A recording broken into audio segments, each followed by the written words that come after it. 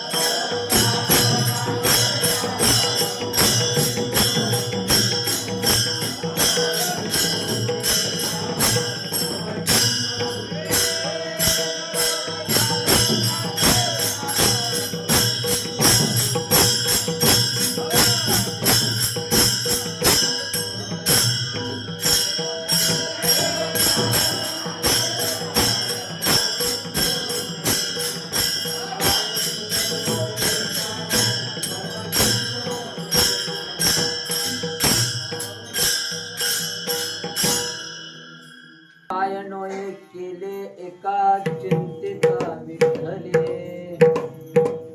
सर्व साधनाचे सार भवसिंधुतरी पार. योग याग तपे केले तयाने अमपे, सर्व साधनाचे सार. तुका म्हणे जपा मंत्र त्रिअक्षरी सोपा, सर्व साधनाचे सार भव सिंधू उत्तरे पार. समचरण सरोजम सांद्र नीलामुदावम, जगननेत पाणी मंडनम मंडनानम, तरुण तुलसीमाला कंजनं कंजनेत्रं, सदैरौलसं विठ्ठलं चिन्तयामि पांडुरंगा गुरु.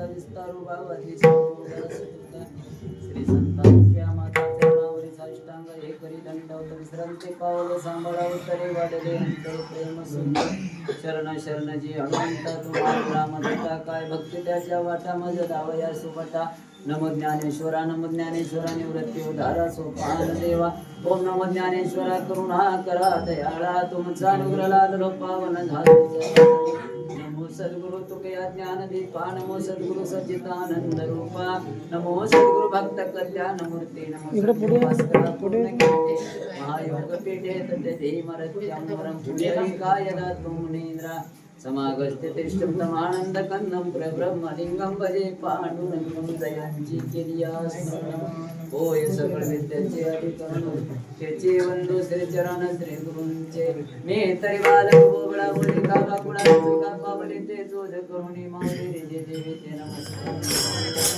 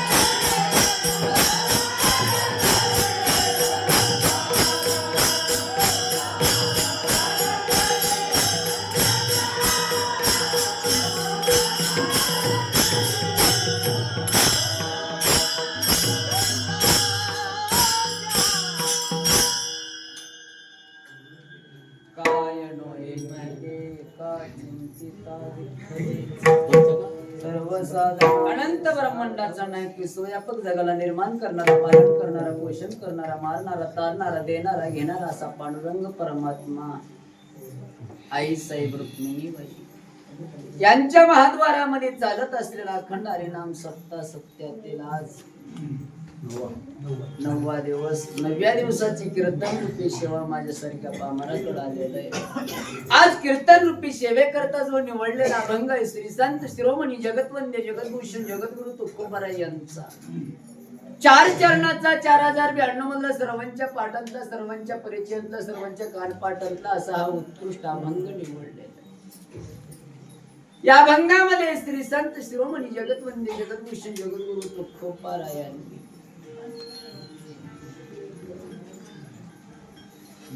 नामाची महती सांगतात। अनंत ब्रह्मांडाचा नायक असणारा पांडुरंग परमात्मा यांच्या नावाची महती सांगतात। काय नो हे केले एका चिंतिता विठ्ठले, काय केल्यानंतर होत नाही। लोकांनी प्रश्न केले जगद्गुरु तुकोबाराय यांना, महाराज देवाचं नाव घ्या असं तुम्ही म्हणता, देवाचं नामचिंतन करा असं तुम्ही म्हणता, देवाचं नाव घेतल्यानंतर तुमच्या विठ्ठलाचं नाव घेतल्यानंतर काय केल्यावनी होते आम्हाला सांगता का? तुकोबाराय या प्रश्नाला पुन्हा प्रश्न करतात, काय केल्यावनी होत नाही ते तुम्ही मला सांगताय। अंतकरण मोठे माझ्यावनी लहानशा साधकाला बोलून नारदाची गादी दिली। मी भाग्यवान आहे, दैववान आहे, नशीबवान आहे, प्रारब्धवान आहे। तुमच्या सर्वांचं मला दर्शन उपाध्यक्ष सचिव कोषाध्यक्ष कमिटी गावातले सरपंच उपसरपंच थोर मंडळी वैवर्ध मंडळी महिला पुरुष मंडळ भजनी मंडळ तरुण मंडळ सर्वांनी प्रेमाने या ठिकाणी मधून आलेले सर्व भजनी मंडळ असेल सगळ्यांना नारदाच्या गाद्याची सेवा घेऊन देणार आहे।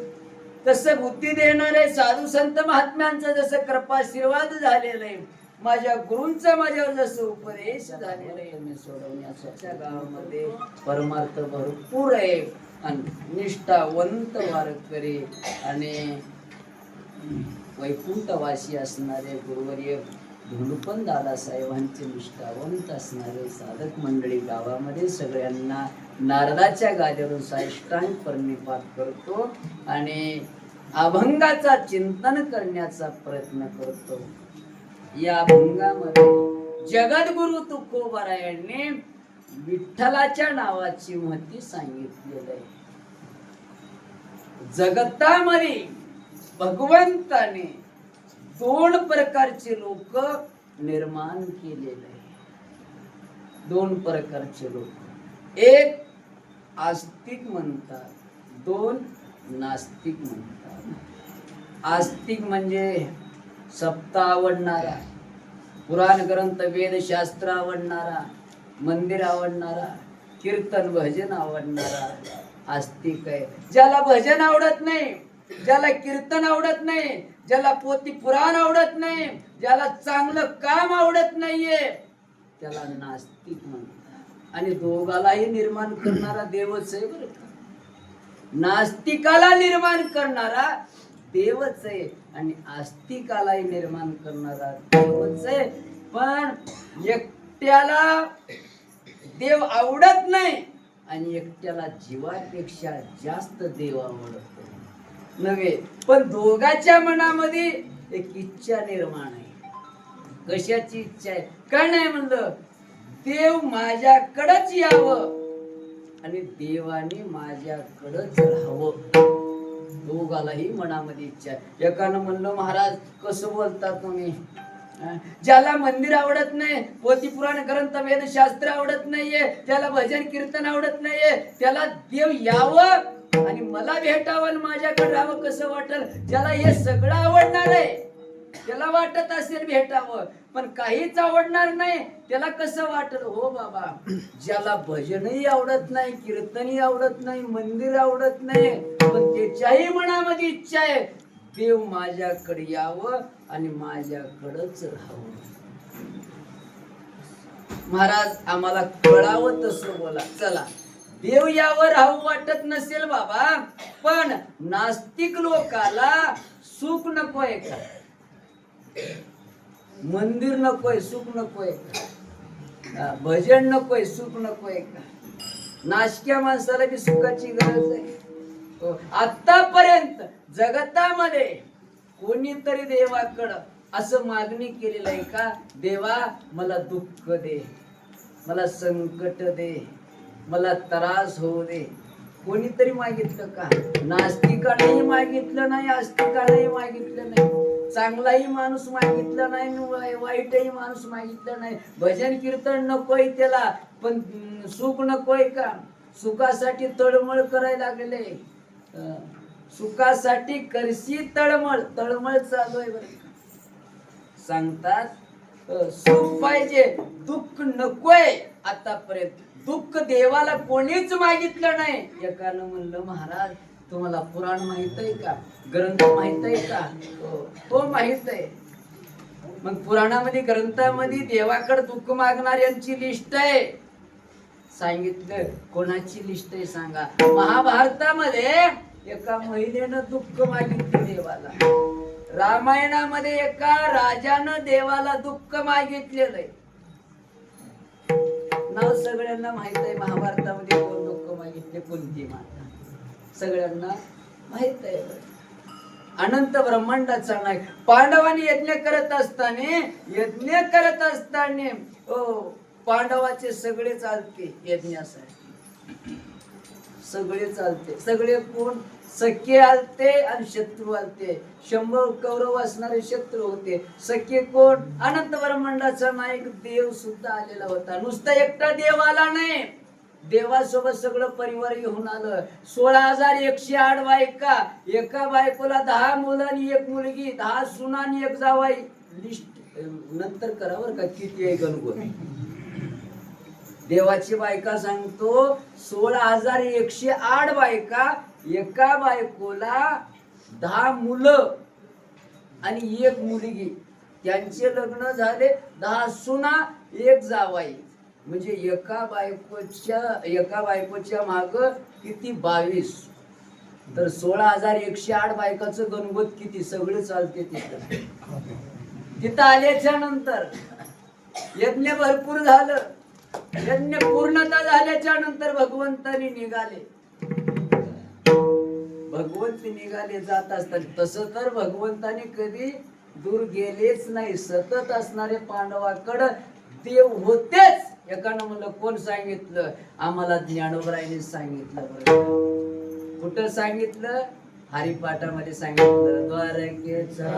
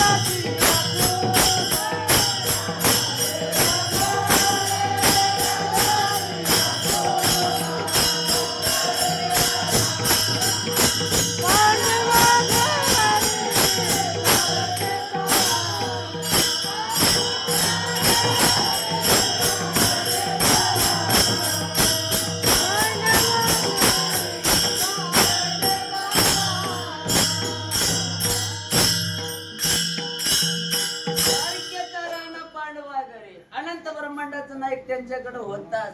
पण यज्ञ झाल्याच्या नंतर निघाले जात असताना धर्मराजाकडे भगवंतानी गेले. धर्मराजाला विचारलं, धर्मा काय लागत असलं तर माग. लगेच असणार. मागितलं धर्मराजाने. अर्जुनाकडे गेले भगवंतानी. अर्जुनाला माग म्हणल्यानंतर अर्जुनाला मागितलं. देवाने देऊन टाकलं. भीमदादाकडे गेले. दादा काही लागत असलं तर मागा. लगे मागितलं, देऊन टाकलं.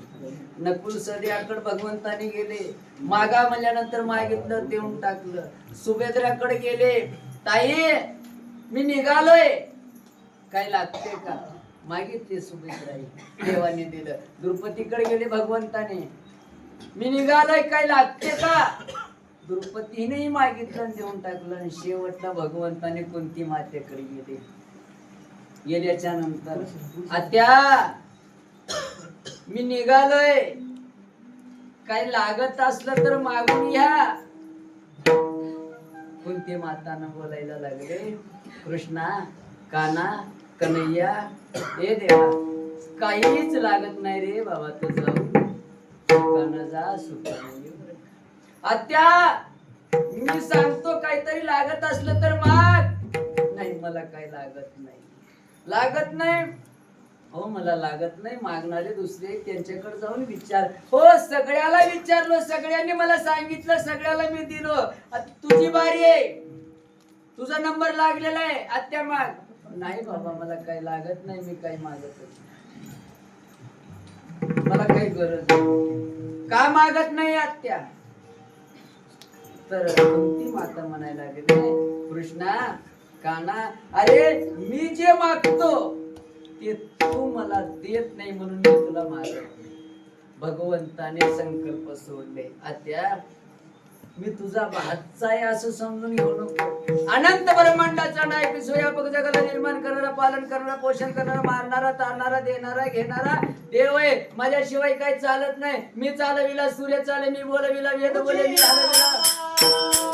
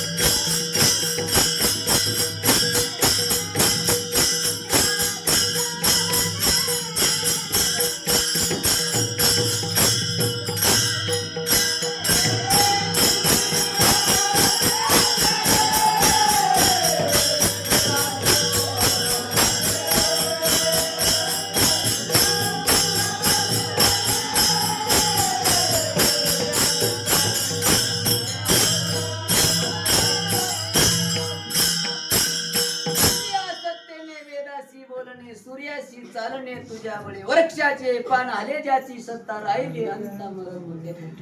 मी देव आहे, माझ्याशिवाय काही चालत नाही. आता काही लागत असलं तर तू माग, मी द्यायला तयार आहे. भगवंताने संकल्प सोडला. त्यावेळेस कुंती मातेनं भगवंताला मागायला लागले. बघा कुंती मातेने काय मागितलं तर एवढं दे, मी जिथं राहतो, माझे मुलं जिथं राहतात, माझे सुना जिथं राहतात, फक्त मला संकट आणि दुःख दे, याच्यापेक्षा दुसरं काहीच नको. देवाने डोक्याला हात लावले, देवच रडायला लागले. येडीस म्हणजे आतापर्यंत तुझ्या जीवनामध्ये सुख मिळालं कधी? तरुण वयामध्ये नवरा निघून गेला, लहान लेकरं असताना लेकराला मारण्याचं राजकारण भावकी लोकांनी केलं, राजदरबार असताना 12 वर्ष वनवास भोगावा लागला. एवढा त्रास तुम्हाला झाला, अजून दुःखच मग हो दुःखच पाहिजे. देवाने म्हणले संकल्प सोडलो, मी द्यायला तयार आहे, पण दुःख कशासाठी पाहिजे तेवढं मला सांग. कुंती माता म्हणजे सुखासाठी पाहिजे. देवाने म्हणले दुःख आलं तर सुख कसं मिळेल? दुःखाचं सुखाचं 36 आकडा आहे, म्हणजे त्याचं तोंड इकडं आणि याचं तोंड इकडं. दुःख आलं की सुख राहत नाही, सुख आलं की दुःख राहत नाही. नाही म्हणलं मला सुखा करताच दुःख दे. देवाने म्हणलं मला कळव तसं सांग. सांगितलं कुंती मातेनं, कृष्णा हे काना हे कन्हैया हे देवा, अरे दुःख आलं संकट आले तर तुझी आठवण येते, आणि तुझी आठवण आल्याच्या नंतर तुला आम्ही बोलवतात, तू आल्याच्या नंतर तुला बघल्यानंतर तुझं दर्शन घेतल्यानंतर जे सुख मिळते त्या सुखाकरता हे दुःख दे. बघा ना, मागितलं दुःख पण कशा करता? सुखा करता. म्हणजे दुःखही मागणं सुखा करता आहे. अजून रामायणामध्ये एक रंतीदेव नावाचा राजा होत गेला, आणि तोही दुःख मागितला, पण त्याच्या पाठीमागचं कारण सुखच आहे. रंतीदेव नावाचा राजा पुण्यवान होता, आणि त्यांच्याकडे असणारा एक महात्मा आला, आणि त्या महात्म्याची सेवा करायला लागला. करत असताना 6 महिने सेवा झाल्याच्या नंतर लगेच असणार त्या महात्म्यानं विचार केला, एवढा पुण्यवान असणारा, धर्मशील असणारा, आणि या राजानं संसारात गुंतून राहिलेलं आहे, आणि याच्या जन्माचं सार्थक होणं हे आपल्या कामाचं आहे. त्याच्यासाठी त्या महात्म्यानं सांगितलं, राजा हे राज्यभार सोडून दे, या जन्मामध्ये आल्याच्या नंतर देव भेटावं, देवाने जवळ घ्यावं, देवाने आपल्याला बोलावं, असं काहीतरी साधना कर. महात्म्यानं सांगितलं, निघून गेल्यानंतर त्या राजानं विचार केला, आपल्या मुलाला बोलवलं, बायकोला बोलवलं, सांगितलं की राज्यभार तुम्ही सांभाळून घ्या आणि मला परवानगी द्या. काय करायचंय, कुठं जातात तुम्ही? काय नाही, मला सगळं सोडून जायचंय अरण्यामध्ये देवाच्या प्राप्तीसाठी. देव भेटावं मनामध्ये इच्छा झाली. बघा बरं, आपण मंदिरात येता संसार वाढावा म्हणून, मंदिरात येणं संसार वाढावा म्हणून, आणि संसार जेवढं वाढलं देव तेवढा दूर गेला. बघा बरं, खरं परमार्थ ओळखायचं असेल तर तुकोबरायांचं प्रमाण आहे. देवाची खूण आला ज्याच्या घरा, त्याच्या पडे चिरा संसाराच्या. ज्याच्या संसाराचं वाटोळ झालं, ज्याच्या संसारामध्ये दुःख आला, ज्याच्या संसारामध्ये त्रास झाला, आणि समजावं देव आपल्याला भेटणार. परमार्थ करत असताना म्हणालो पत्ती खेळून नाही, तसं संसार लय बरबाद झाले. तसं नाही, देव देव म्हणत असताना लोकांनी त्रास दिला, लोकांनी निंदा केली, विटंबना. इतिहास काढून बघा, आतापर्यंत जगतामध्ये जेवढे साधू संत होऊन गेलेले, त्यांच्या जीवनामध्ये दुःखाशिवाय दुसरं काहीच दिलं नाही लोकांनी. देव भेटावं. बघा किती दिवस आपण परमार्थ केलो याला काहीच किंमत नाही, पण परमार्थ केल्यानंतर परमार्थाच्या फळामध्ये देवाची प्राप्ती किती झाली याला किंमत आहे. ज्ञानेश्वरी आणि गाथा फक्त पारायणासाठी नाही, कीर्तन गात्याच्या अभंगावर कीर्तन करण्यासाठी नाही, कीर्तन फक्त ऐकण्यासाठी नाही. हा, एक दिवस कीर्तन ऐकायचं वरीसभर कसं चालायचं हे बघावं लागतं. कीर्तन करणं नाही, स्वतः कीर्तनामध्ये जगणं हे परमार्थ आहे. जीवनामध्ये किती जरी कीर्तन केलं असेल, परमार्थ केला असेल, ज्ञानेश्वरी पाठांतर असेल, गाथा पाठांतर असेल, वारी चालू असेल, सगळं चालू आहे, पण देवाची प्राप्ती झाली नाही, आपलं सगळं परमार्थ वाया गेलेलं आहे. का भेटत नाही? 5 वर्षाच्या पोराला देव भेटतो, वेशाच्या पोरीला देवाने जवळ येतो, त्याच्यापेक्षा पापी आहोत का आपण? का स्वप्नामध्ये देव येत नाही? का आपणाला डोक्यावर हात फिरवत नाही? अरे देवाने बाळातपण करतो, देवाने स्वतः नौकरदार होऊन काम करतो, एवढी ताकद त्या साधू संतांमध्ये, आणि आपणाला आपलं जीवनच निघून गेला, पण देव स्वप्नात नाही. समजावं, आपलं भजन, आपलं कीर्तन, आपलं परमार्थ हे देवासाठी नाही, फक्त आपल्या संसारासाठीच आहे. आणि बरोबर आहे बरं का. आणि मी तुम्हाला म्हणत नाही पहिल्या नंबरला माझं आहे, मी पहिल्या नंबरला मग नंतर, म्हणजे माझं मी तसलंच आहे की देव अजून स्वप्नात नाही. राजाने निघाला, बायकोन कुडाले, कुठं जाता मालक? देवाच्या प्राप्तीसाठी जातो मालक. मायबापाला सोडलो, घरदार सोडलो, आणि तुमच्या सोबत लग्न करून घेतलं, तुम्ही देवाला भेटायला जाता आणि मला संसारामध्ये ढकलता. मला गरज नाही संसाराची, मी निघतो. मला सांगितलं बाळा सांभाळून घे. तुम्ही कुठं जाता? देवाला भेटण्यासाठी. देव कसं भेटत नाही बाबा, तुम्ही देवाला भेटण्यासाठी जाता आणि एवढं दुःखाचं डोंगर माझ्या डोक्यावर ठेवता. मी सुद्धा येणार. कसला मुलगा असेल बघा, बापाला म्हणते कीर्तनाला जाऊ नको, घरी जो आपलं पोरग, त्यानंतर येत नाही वारीला आणि आपणाला जाऊ देत नाही. लगेच असणार परदानाला राज्यभार सांभाळून टाकले आणि तिघही निघाले आणि एक नेम केले बर का. आयचित्त नावाचा नेम केले. आयचित्त म्हणजे कोणीतरी भिक्षा आणून दिलं तर खायचं, नाही दिलं तर उपाशी राहायचं, कोणाला मागायचं नाही. नेम असतात काही.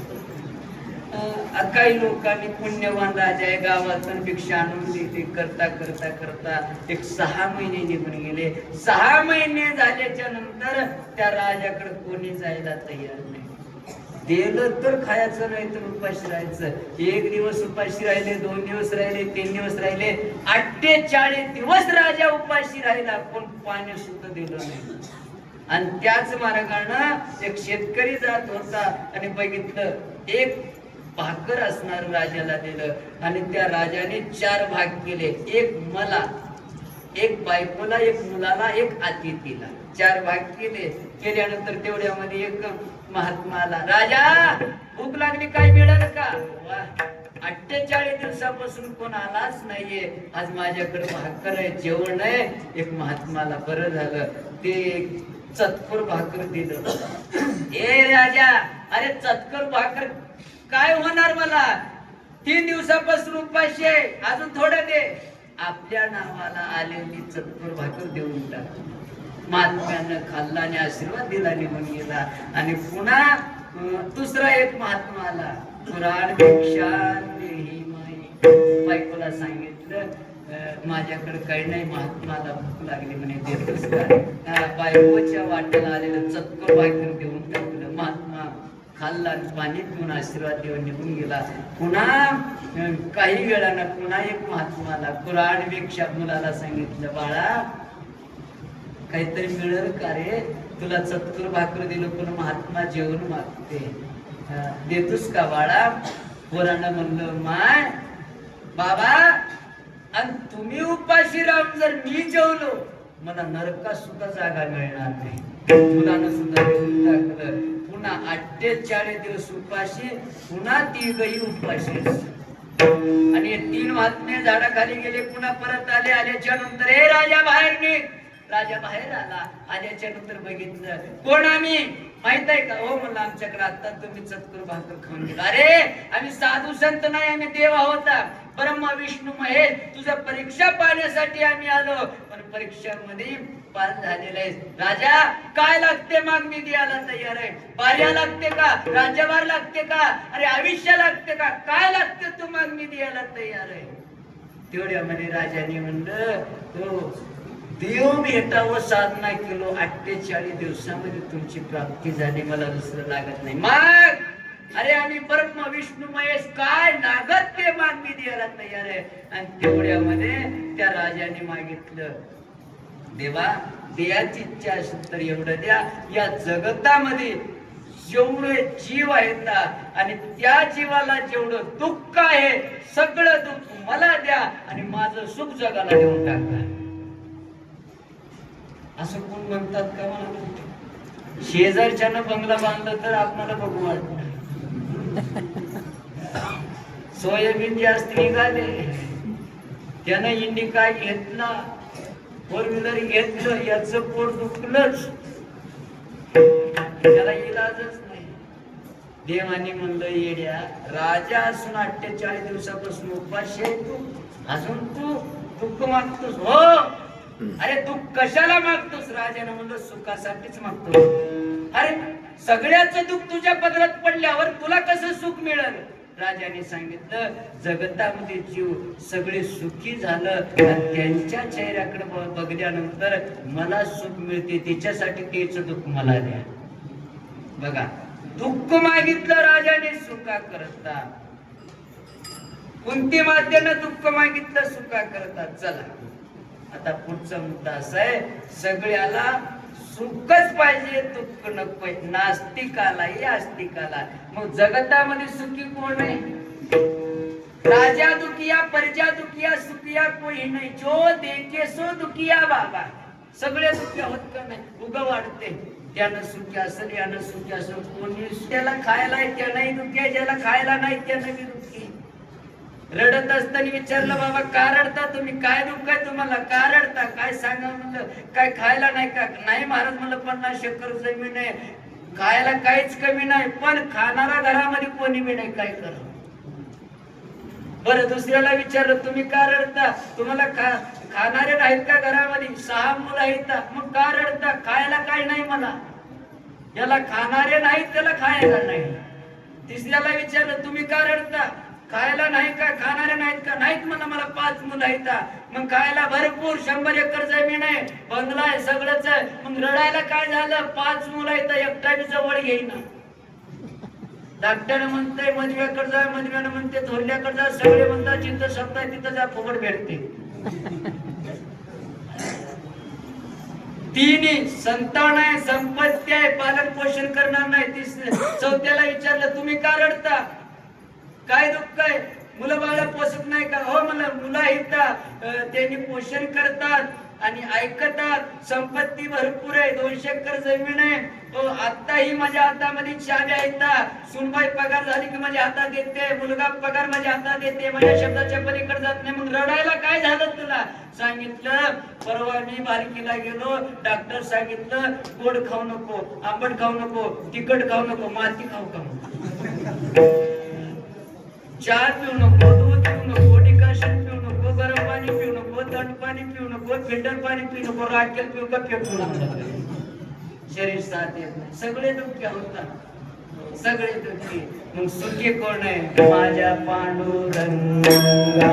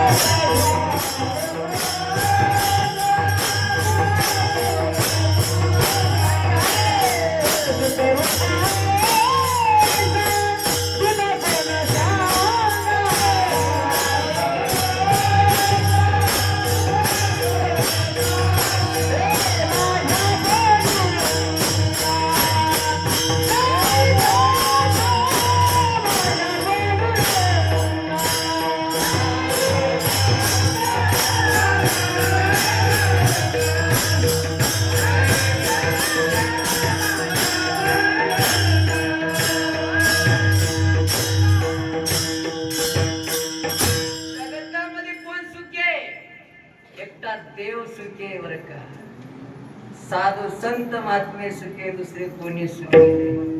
माझ्या पांडुरंगा सुखरूप ऐसा, फक्त सुखरूप असणारा देव आहे पांडुरंग परमात्मा आहे. आता पहिला मुद्दा आपला असा आहे, नास्तिकालाही सुख लागते, त्याचा अर्थ देव लागते. म्हणजे सुखी कोण आहे?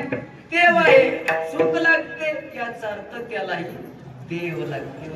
मग देव भेटावं, नास्तिकाच्या मनात आहे, आस्तिकाच्या मनात आहे देव भेटावं. बरोबर आहे, देव भेटावं, पण देव भेटल का? करता युगामध्ये सांगितलं तप करा, तप आपल्याला होते का? करता युगामध्ये 1,00,000 वर्ष आयुष्य होतं, पण त्यावेळेस तप केले. 1,00,000 वर्ष आयुष्य होतं म्हणून शबरी माताने 80,000 वर्ष देवाचं तप केले.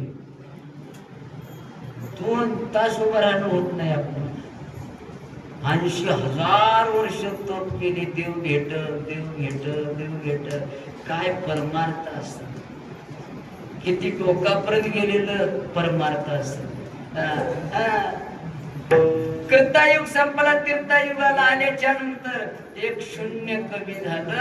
10,000 वर्ष आयुष्य, आणि त्या आयुष्यामध्ये फक्त सांगितलं काही नाही बाबा, हो यज्ञ करा म्हणून सांगितलं. यज्ञ करा, यज्ञ आपल्याला होत नाही. द्वापार युगामध्ये एक साधन सांगितलं, पूजा करा. पूजा केल्यानंतर देवाची प्राप्ती आहे. आणि कलियोग आलं, कलियोगामध्ये फक्त साधन सांगितलं, कलियोगा माझी करावे कीर्तन तेने नारायण. देव भेटण्यासाठी फक्त कीर्तन भजन, त्याच्याशिवाय दुसरं काही नाही. देव भेटावं तर कीर्तन करावं लागते. कीर्तन म्हणजे हे नाही, कीर्तनाचं व्याकरण काढून बघा. किर अधिक तन, किर म्हणजे पडीत जागा, तण म्हणजे गवत, पडीत जाग्यातलं गवत. आणि हे पडीत जागा, याच्यात गवत आहे 6 प्रकारचं, आणि त्या गवताला काढा तर देवाची प्राप्ती आहे. तुका म्हणे देह भरीला विठ्ठल, काम क्रोध केले ते खरं करून बसलेले आहेत मध्ये बर का. आणि हे विकार काढून टाकलं तर अनंत ब्रह्मांडाचा नायक असणाऱ्या मध्ये आपल्याकडे येऊन देवाची प्राप्ती होईल. महाराज तुम्ही म्हणता देव भेटल, देवाची प्राप्ती होईल, या देवाचं नाव सतत असं तुम्ही म्हणता, पण त्या विठ्ठलाचं नाव घेतल्यानंतर काय केल्याने होते? तुकोबराने प्रश्नाला पुन्हा प्रश्न केला,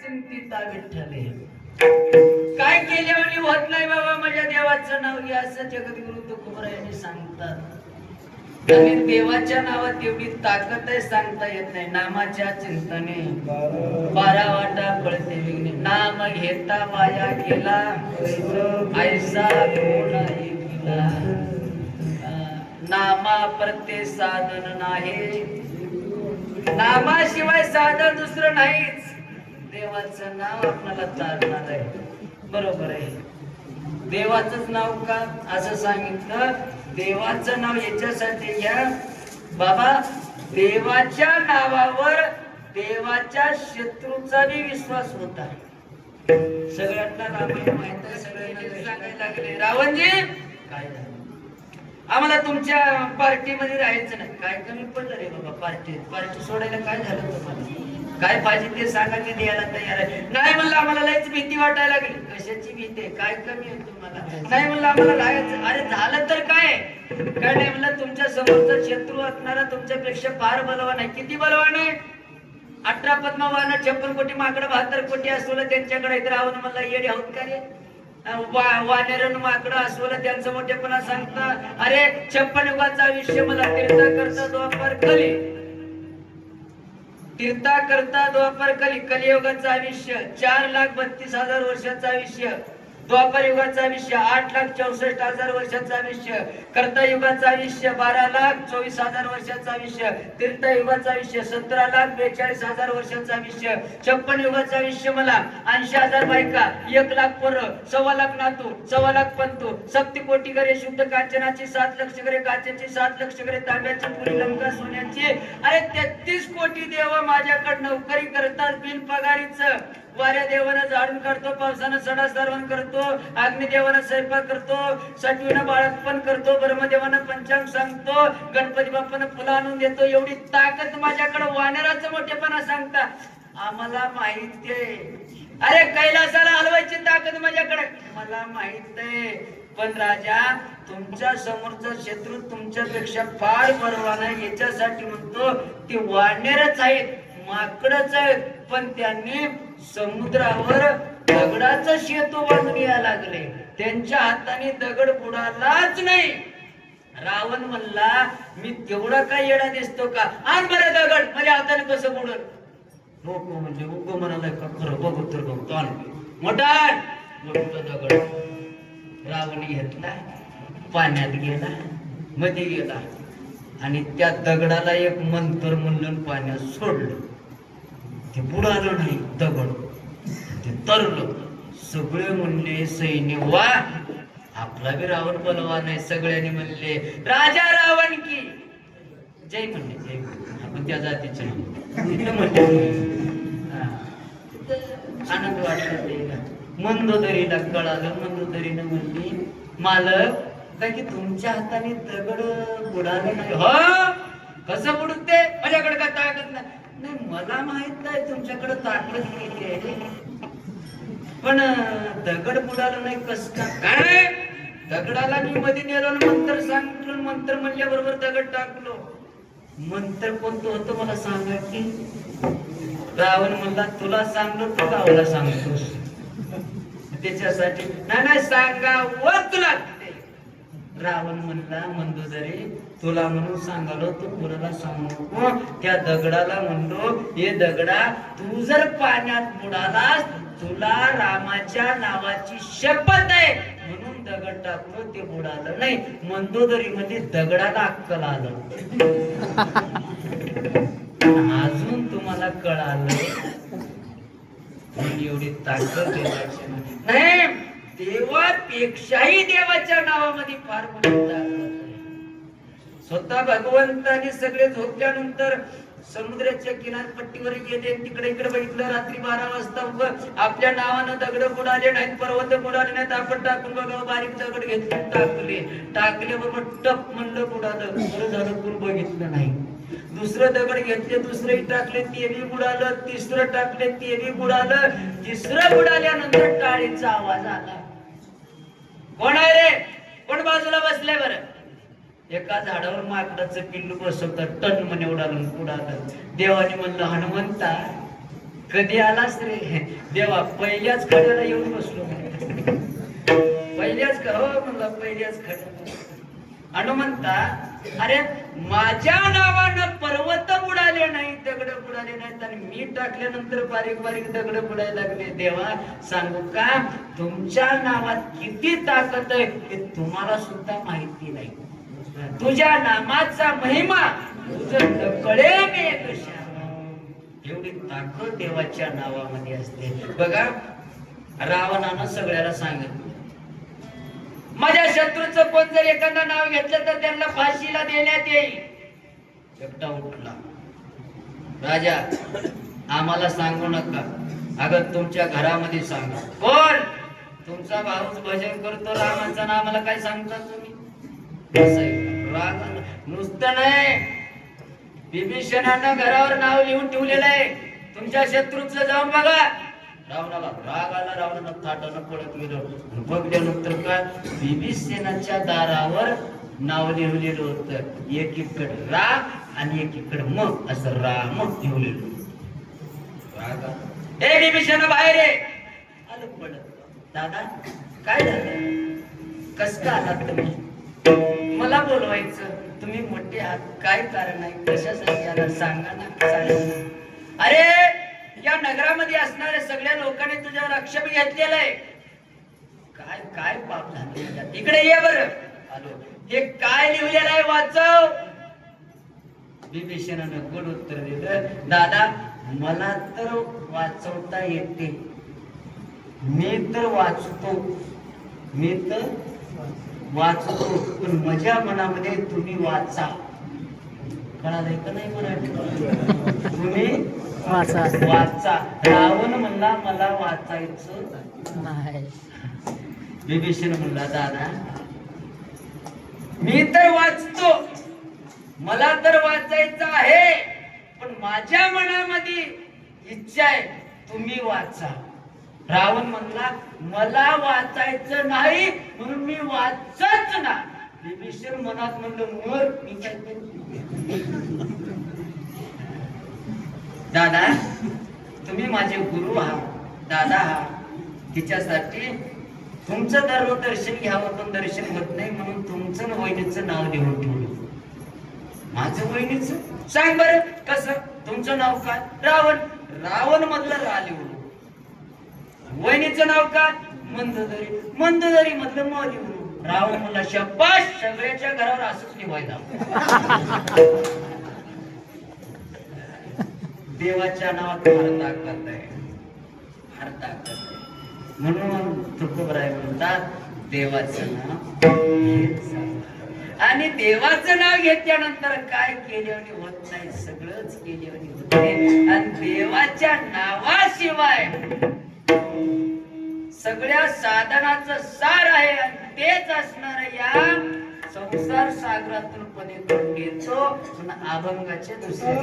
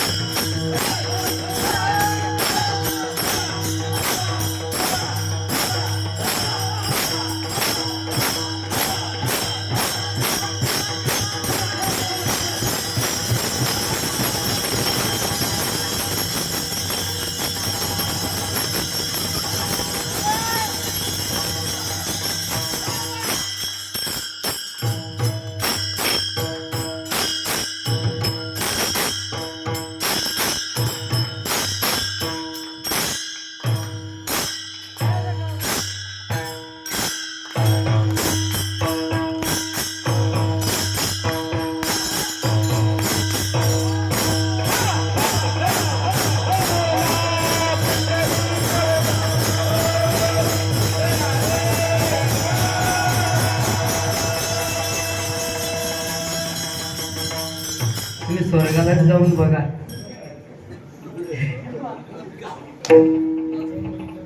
असला आनंद घेतात. आपलं गाव गाव नाही राहिलं बरं का. तीर्थक्षेत्र पंढरपूर वाटायला लागलं मला. आनंदाचा आनंद. साक्षात पांडुरंग परमात्म्याला सुद्धा आनंद वाटतो. का कीर्तनामध्ये रंग देवता आलं तर देव सुद्धा नाचतो म्हणे. का नामदेव रायाच्या कीर्तनामध्ये देवाने नाचलेले परम. नामदेव कीर्तन करी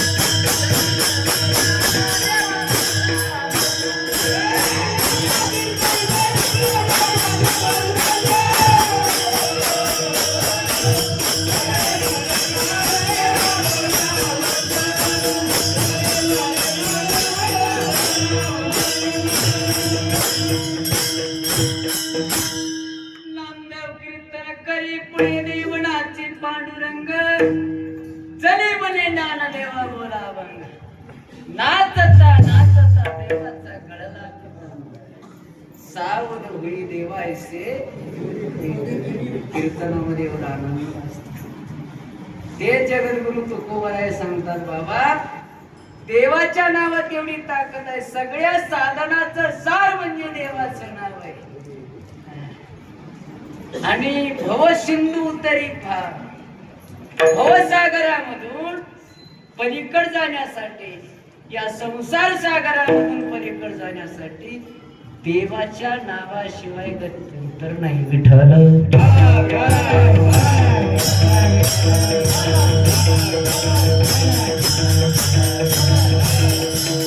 रामायणामधला प्रसंग सगळ्यांना माहित आहे.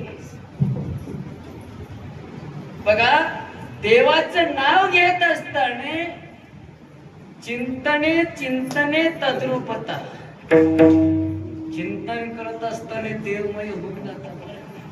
एवढी ताकद देवाची. बघा, लंकेमध्ये अशोक वनामध्ये सीतामाईना रडत बसली. रडत बसल्यानंतर आणि जवळ असणारी दासी होती त्रिजटा. रामायणातल्या 4 बाया सांगतो. एक गुणानं चांगली आहे, वानानं खराब आहे. एक वानानं चांगले आहे, गुणानं खराब आहे.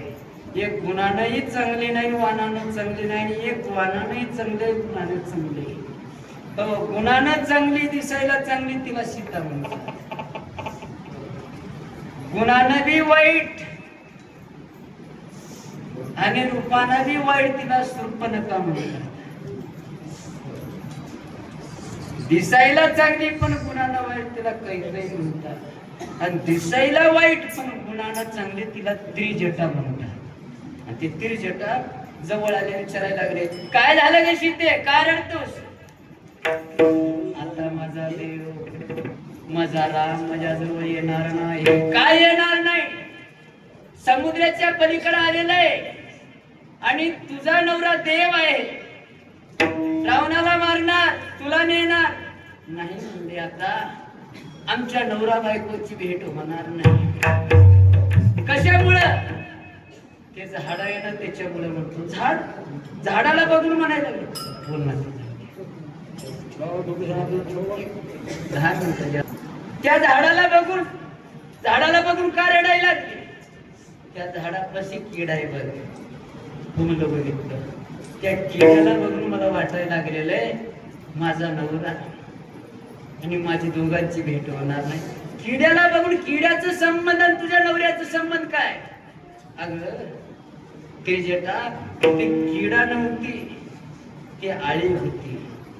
आणि तिला एका किड्यानं धरून आणलं आणि त्या झाडाच्या कोपऱ्यात ठेवलं. आणि दररोज असणारा किडा त्या आळीला चावायला लागला. चावत असताना त्या आळीला भीती झाली, आता किडा येईल मला चावल, आता किडा येईल मला चावल. एक दिवस किडा मरून गेला तरी सुद्धा तिची भीती गेली नाही. ती आळी रडायला लागली, किडा येईल मला चावल. किडा मेलं तरी तिला खरं वाटत नाही, किडा येईल. आळी होती आणि ती किड्याच्या नादामध्ये, किड्याच्या चिंतनामध्ये स्वतः आळी किडा होऊन गेली. म्हणून मी रडतो. मग ती आळीचा किड्याचा तुझा काय संबंध आहे? नाही ग त्रिजटा, मी दररोज रामाचं नाव घेतो. रामाचं नाव घेतल्यामुळं आता माझं शरीर रामाचं होऊन जाईल. मग आता रामाची सीताची भेट कुठून होईल? त्रिजटा ज्ञानीवंत होती, म्हणायला लागले, येडी सीते, तू इथं बसून रामाचं चिंतन करतोस आणि तुझा नवरा राम तुझं चिंतन करते. तू राम झालीस, तुझा नवरा सीता होईल.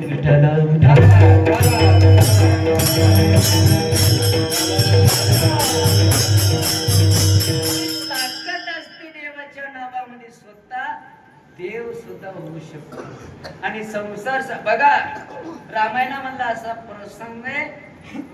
भगवंत अनंत ब्रह्मांडाचा नायक असणारा, विश्वव्यापक असणारा, जगाला निर्माण करणारा एवढा मोठा देव असून देवाला रावणाला मारण्यासाठी, सीतेला जवळ घेण्यासाठी किती कष्ट सहन करावे लागले.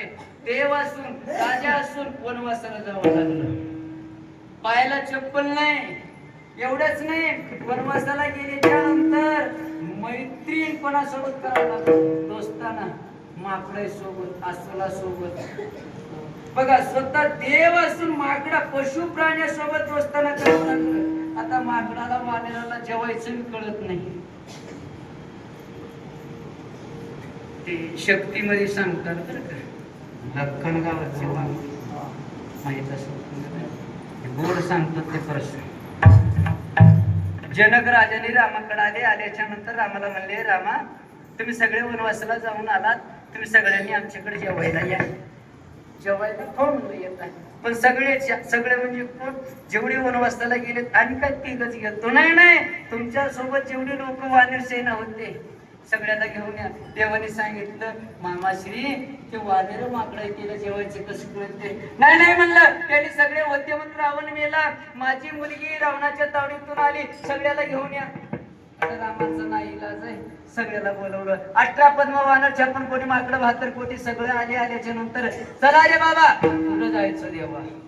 माझ्या सासरवाडीला जायचंय. बरं, कस काय की आपल्याला पंगत आहे, जेवायला जायचंय. बरं, पण ऐका, जेवायला गेल्यानंतर सासरवाडी माझी किंमत ठेवा झालं. हे म्हणले, एवढा मोठा रावण, त्याच्या लंकेला जाळ लावून आले, त्याच्या दाड्या मिशा सकट जाळून आम्ही येणारे, आम्हाला काय जेवायचं कळत नाही का? कळते रे बाबा, पण सांगलं तुम्हाला माकडा होती तुम्ही. गेल्याच्या नंतर बसा पंक्तीला, झालेलं भजन होतं. बसा पंक्तीला म्हणल्यानंतर आता बसली. माकडाची जात जेवायला कुठं कळते? तिकडं 5-50 बसले, इकडं 5-50 बसले. वाडा कसं वाढणार याने? देवाला म्हणले, काय देवा आणि काय सैनिक तू? अरे एका पंक्तीमध्ये बसा. त्यांनी म्हणले, आम्हाला झाडावर बसून माहिती, पंक्तीत बसून रांगोळीचा पट्टा टाक, बसा याच्यावर. बसले सगळं वानर माकडं असलं, पण तिला माहित नाही कसं बसायचं. एकानं खाल्लाकडे तोंड केलं, एकानं वरलाकडे नाही तर दोन्ही एकामेकाकडे तोंड करून बसले. कसं वाढावं? अरे बाबा एकीकडे तोंड करून बसा. बरं देवा बसले एकीकडे तोंड करून. आलं अगोदर असं ते पत्रोळी, असं रेडीमेड पत्रोळी नव्हती कागदाची, केळीच्या पानाची पत्रोळी, असं वाढायला निघालं. आणि पत्रोळीवर सुरुवातीला मीठ वाढावं. मीठ शास्त्र सांगते बरं का, भात वाढणे सुरुवातीला भात वाढणं म्हणजे मड्याला वाढल्यावर मीठ. वाढणारे बाया बी वाढून सुद्धा खाणारे गडी मीठ घेऊन आलो. मीठ घेऊन येईपर्यंत या माकडानं पत्रोळीच खाऊन टाकली. पत्रोळी खाऊन टाकलो. अरे पत्रोळी खायची चीज आहे का म्हणला, आणि मीठ कुठं वाढू? हातावर दे म्हणला. हातावर दिलो. बघ म्हणजे फार तसं खाऊन ये, कमी पडलं तर टाकून खायचं नाही म्हणला. आमच्या जातीत तसं नाही, आले ते पार. मला शिल्लक जमलं. असं राहते का? भात हातावर दे, भात खातो, वरण पितो, मध्ये एकच होते. असलं कसं राहते? काय रामा, काय सैन्य तुमचे? माकडं वानर खायचं कळत नाही. देवाने म्हणून तुम्हाला चांगलं सांगितलं, आम्हाला काय माहिती वा, आम्ही असलं खाल्ल्याच नाही. झाडावर बसून नुसतं पाला पाचोळा खाणारे. बघा, देवाचं नाव पुंडलिक म्हणजे कोणी जेवायचं? तेव्हापासून परता पडली बरं का. जेवणाच्या अगोदर, पुंडलिकच्या अगोदर कोण जेवले म्हण्या जातीची? मी म्हणणार, मी बारीक माणूस, मला जायचं. तुमचं तुम्ही बघा. पत्रोळी आली, मीठ आलं, 4 प्रकारचं भात होतं, 3 प्रकारचं वरण होतं, वांग्याची भाजी, आलूची भाजी, गोबीची भाजी, पालकची भाजी, मेथीची भाजी, भज्जे, कुरकुरे, मुरकूल, पापड, मिरच्या. तोंडाला पाणी वगैरे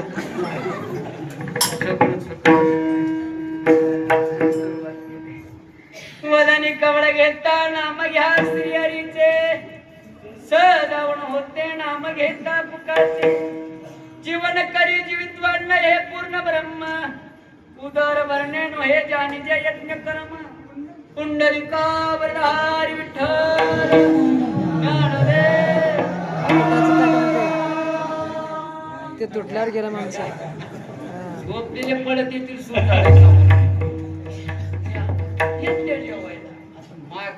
जात वानेराची जात जेवायचं कुठे कळते पण जेव उचललंय कोण भात फेक उचललंय एक माकडाचं पिकू आणि ते दुरण होतं दुरणात वरण होतं त्याला माहित नाही ते माकडाच्या पिल्ल्यानं वरणात हात टाकून बघायला असतो ते पातळ काय असं त्या वरणामध्ये चिंच टाकलेलं होतं चिंचाचं बोट दिसतो काढून बघलं हे काय असेल बाबा मध्ये बी होता सुद्धा कट्ट वाटत काय असं चोऱ्यानं दाबलं ते बी उडालं यानं म्हणला उडायची जात आमची तू मध्ये राहिना म्हणे तू उडतोस मी का कमी दिसतो मी आम्ही उडतो जय श्रीराम उडा तुझा बाप जवळ दिसला त्याने म्हणा तू उडालास मी का कमी हो का त्याने म्हणा जय श्रीराम 18 पद्मावाला 56 कोटी मागणं 72 कोटी असलं तू उड मी उड सत्यानाश वाढ करून टाकलं जेवणाचं जेवण नाही काय नाही का सांगितलं माकडाच्या जातीला जेवायचं कळत नाही पण देवाला दोस्ताना करावं लागलं फक्त रावणाला मारण्यासाठी आता दृष्टांत संपलं सिद्धांत आहे का याच्यामध्ये रावण बसलेलं आहे याच्यामध्ये हंकार रूपी रावण हंकार रूपी रावणाला मारायचं असेल कोणासोबत दोस्ताना कर नका देवाचं नाव घ्या याच्यातलं अहंकार रूपी रावण मरून जाईल दुसरे भगवंताला सीतेला जवळ घेण्यासाठी कष्ट सहन करावं लागले या शरीर रूपी मध्ये एक सीता आहे बर का तिचं नाव शांती रूपी नावाची सीता शांती रूपी नावाची सीता पाहिजे असेल कष्ट करायची गरज नाही देवाचं नाव घ्या शांती रूपी नावाची सीता तुम्हाला मिळून जाईल आणि तिसरं सिद्धांत असं आहे भगवंताला सीतेला आणून घेण्यासाठी आणि भगवंताला रावणाला मारण्यासाठी समुद्रावर दगडाचं सेतू बांधावं लागलं आपल्याला या संसार सागरामध्ये दगडाचं सेतू बांधायची गरज नाही देवाचं नाव घ्या या संसार सागरातून सहजपणे पलीकडे जाता विठ्ठल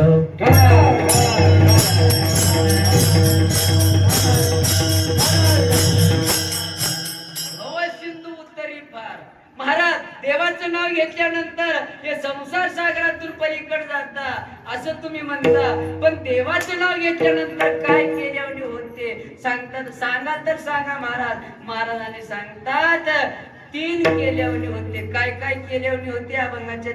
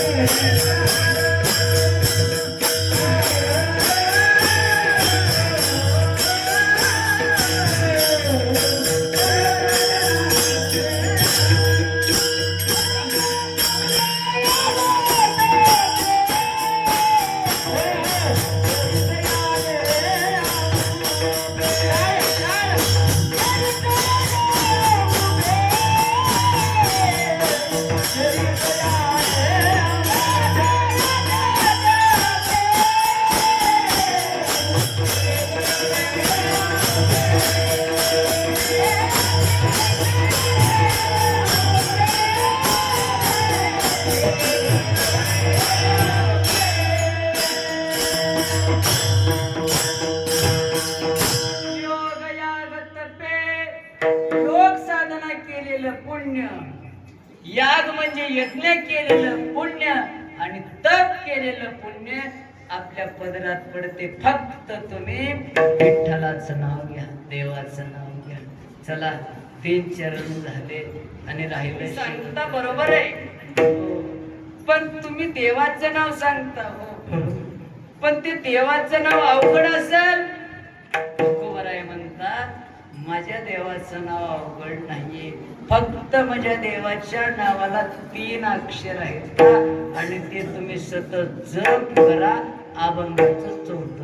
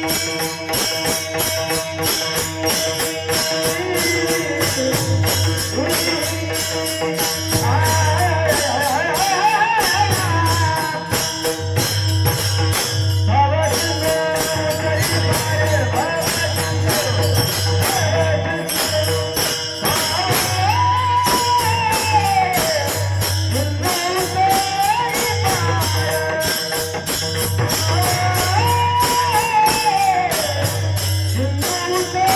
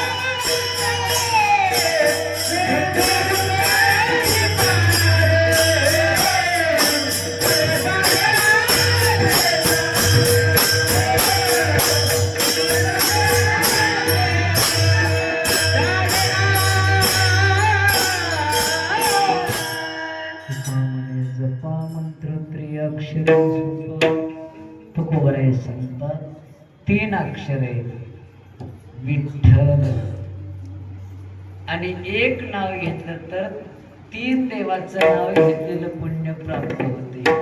कोण्या कोण्याचं? वि म्हणजे ब्रह्मविदाता, ठ म्हणजे निळकंठ असणारा महादेव, ल म्हणजे लक्ष्मीपती असणारा विष्णुदेव. म्हणजे तिघाचंही नाव एका नावामध्ये. म्हणून तुकोबराय सांगतात तुम्ही विठ्ठल म्हणा. म्हणा म्हणले नाहीत बरं का, जपा. ज अधिक पा व्याकरणामध्ये, ज अधिक पा. ज म्हणजे जन्मामधलं पाप जाळून टाकते म्हणून जपा. आणि दुसरं उदाहरण असं आहे, तुझ्याकडे पैसे आहेत म्हणे, आहेत, त्याला जपून ठेवू बरं. म्हणजे देवाच्या नावाला जपा. त्या माग काहीच येणार नाही, फक्त देवाचं नाव येणार आहे म्हणून जपा. अभंगाचं चिंतन झालेले. बोलत असताना चुकला असेल सर्वांच्या पायावर नतमस्तक होतो, क्षमा मागतो. मोठ्या अंतकरणाने सगळ्यांनी क्षमा करा. या गावातल्या लोकांनी तन मन धनानं अखंड हरिनाम सप्ताह करतात. आणि नवे 2 तप झालेले. आपल्या गावातून पंढरपूरला पायी यात्रा आहे म्हणून नारदाच्या गाडीवरून तुमच्या सगळ्यांना शतकोटी लोटांगण घालतो बरं का. साधारण नाही पायी यात्रा करणं. 24 वर्ष झालं मला कळालं बरं का. म्हणजे मी बघत होतो मोबाईलवर बरं का, पण किती वर्ष झालं हे माहिती नव्हतं. पण आल्यानंतर कळालं 24 वर्षापासून हे पाययात्रा चालू आहे. का? तुम्ही हडवासाचे वारकरी, हडवासाचे परमार्थिकात. म्हणून भगवंत पांडुरंगाला परमात्म्याला एक प्रार्थना करतो, देवा या वारकऱ्याचं एक प्रार्थना आहे, या गावातल्या लोकांना सुखानं ठेव, आनंदानं समाधानानं ठेव. आणि या गावातलं परमार्थ आणि हे अखंड हरिनाम सप्ताह चंद्र सूर्य असेपर्यंत यांच्या हाताने करून घे. आणि कीर्तनाला पूर्ण विराम देतो. ज्ञानेश्वर